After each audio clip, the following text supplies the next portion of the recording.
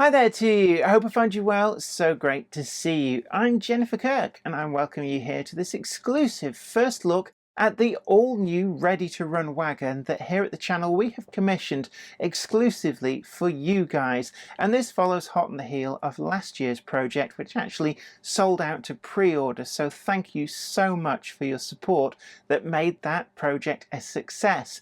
So building on that, we decided that we'd go for another commission this year, and we looked to the palbrick wagon that was coming to market from KR Models, and really excited to have this lettered up in William Loud and Sons livery. It's also the only single pack wagon that is available, so if you want to dip your toe into the world of palbricks and don't want the triple pack, this is a great way to get just the single wagon for your layout. The wagon itself is strictly limited edition, and we're going to be taking a good close look at this hand-assembled sample that has just been received from the factory in China, and I'm told that the full production models are only a couple of months behind, so stay tuned.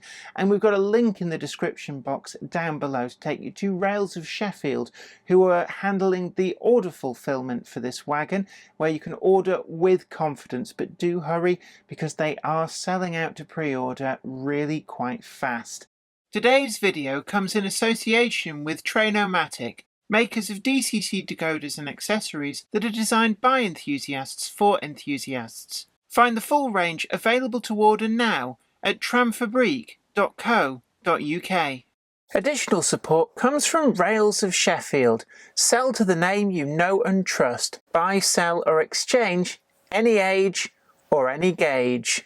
Call them now for the very best price. Check them out today at the link below. But without further ado, let's take a good close look.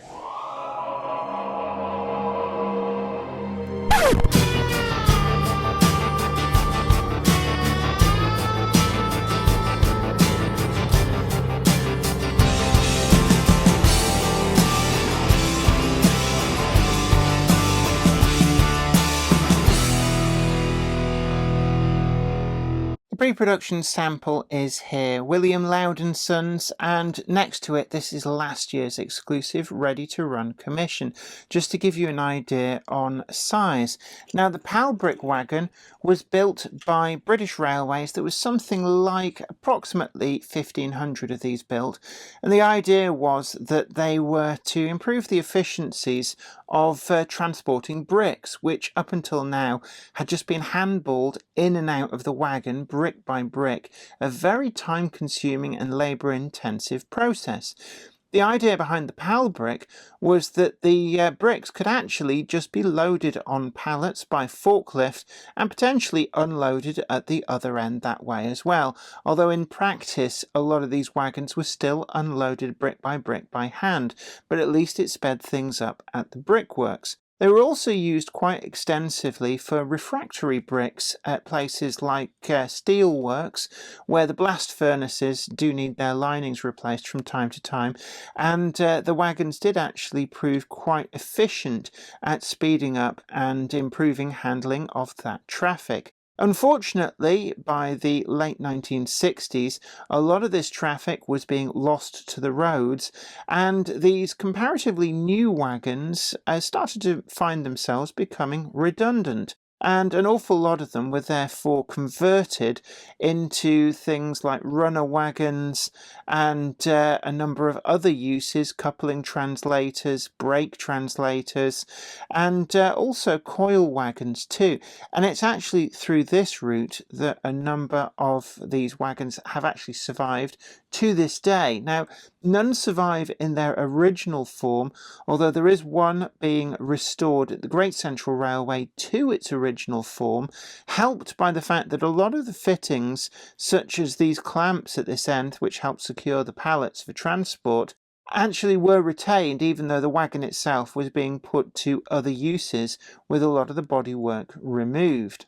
The wagon itself has been commissioned from KR Models, and this follows on from the idea of the first Monday Club wagon, which was kind of a bolt-on run to a pre-existing ready-to-run wagon that was being launched, and we've gone and done the same thing this year. The livery itself, William Loud and Sons, is the original name for Billy's Replacement Speakers, a franchise that became quite big through the 1970s into the 1980s after they built upon the success of William Loud Jr. Being a roadie on the Spinal Tap Smell the Glove tour, where he famously built the speakers designed to handle taking the sound to 11, matching up with the infamous amplifier. But back in the late 50s, early 60s, William Loud and Sons, as then was, wanted to embark on quite an intensive and some say quite risky advertising campaign. The idea behind this was that a flyer would be wrapped around a brick, and then teams of brick throwers would be sent out into the community to hoik them through people's front windows. The idea being that people would be forced to actually read the leaflet just to see what on earth it was that had smashed through their front window. Unfortunately, as you can imagine, this was actually quite a poorly thought out advertising campaign, and it provoked a massive backlash. However, the bricks that were not used as part of this were found to be perfect for weighting down the taking it to 11 range that William Loud and Sons had been experimenting with. So 3 of these PAL bricks were lettered up for William Loud and Sons and retained for this traffic through until the very early 1970s, when that too succumbed to road transport and the wagons themselves returned to general traffic and were converted into coupling translator wagons. None of them unfortunately survived to this day. The fun side of things apart, the wagon itself is a stock, typical, original condition PAL brick from KR Models. And you can see here that we've got some quite intense brake detail underneath.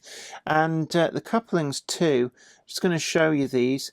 They're in self-centering NEM pockets on the underside with a spring, which does mean that these run particularly well. We've also got the clasp style brakes, and these do line up with the wheel treads, and it's really nice to actually see this, and certainly this is entirely in keeping with the prototype wagons that these are modelled after. Buffers are not sprung, but they are separately fitted metal items and do appear to be quite strong. The gussets at the end are separately fitted, finished in this black livery, and there's actually quite a wealth of detail. I'm going to show you the buffer beams there. We've got the coupling hook fitted as standard, and also we've got a lamp bracket and some pipe fitting details too, and this is the same on both ends. Just like the prototype, the wagon is handed, so we've got the plain end with the supporting gussets, but at the other end we've got this much more open structure with the representation of the screw clamps, and the idea behind this was that the wagons were loaded from the side by forklift trucks with the bricks already on pallets, and then these clamps were screwed down to kind of squeeze the pallets together and stopping them from being able to shunt backwards and forwards, which would have risked breaking the bricks and also dislodging them from the pallet. So it was quite an interesting design.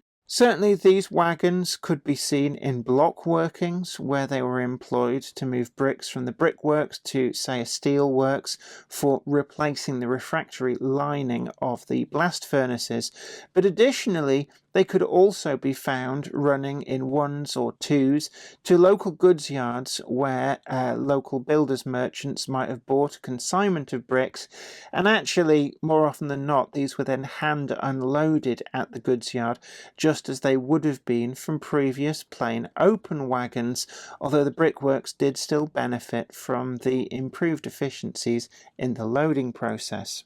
The livery application is nice and sharp, and what we've actually done is we've gone for this stencil font, and this represents a wagon that would have been lettered up out probably in the yard in the sidings with stencils and just painted over the top, and it gives a really nice representation of that. The running numbers too are done in this stencil fashion, and on the other end we've got the JK with it's a much less in your face design than the previous wagon, and then underneath we've got the legend return to Weir Yard. All in all, I have to say I'm pretty pleased with this wagon, and we're expecting the full production runs coming over the next few months, although this is all dependent on the transport situation out from the factory in China. Well, I hope you really enjoyed this exclusive first look at the Monday Club's second ever exclusive Ready to Run commission. And don't forget that we've got that link in the description box down below that takes you to Rails of Sheffield, where you can pre-order this wagon with absolute confidence. It's also the only single pack version of the palbrick available, so if you want to just dip your toe in the water and see what the palbricks are like, you can do it just by buying a single example from that link rather than the triple packs that will be available as part of the main range versions. But thank you again for your company, and I hope you enjoyed this look at this wonderful wagon from the Jenny Monday Club. Until next time, you take great care of yourself. Happy modelling, bye for now. Today's video is sponsored by Train-O-Matic, makers of DCC decoders designed to be fully compatible with every manufacturer's locomotive. Visit train-o-matic.com to browse the full range and see what they've got suitable for you. Additional support comes from Rails of Sheffield. Sell to the name you know and trust. Family-run business purchasing collections for over 50 years. From single items to lifetime collections, no collection is too small or too big. Buy, sell or exchange, any age or any gauge. Rails will take everything: locos, coaches, wagons, track work, controllers, accessories. In fact, they'll take absolutely everything, and certainly will not cherry pick the best items. Rails are only a phone call away. Call them now for the very best price and get instant cash payment or same-day transfer. Check them out today at the link below. I'd like to send out a huge thanks to everybody who supports me on Patreon, and an extra special huge thanks goes out to Anthony Kidson, Offshore Allen, Michael Lockie, Helen Sink, Gary Lewis, David Quinn, Sparky 107107, George Botterini, Chris Moss, Robert Steers, Sam Yates, Dale Williams, John N from NC, NYMRish, Jonathan Foster, Peter, Clifford Ison, Larry W. Grant, NI Railways 4000 class, Ian Coulson, Alan Dickerson, Eddie Popper, Karen Nichol, Medwin Williams, Crossways Point Junction, 3B Rail, Jennifer Horton, and James Beckett. Thank you. Without you guys, I couldn't do this.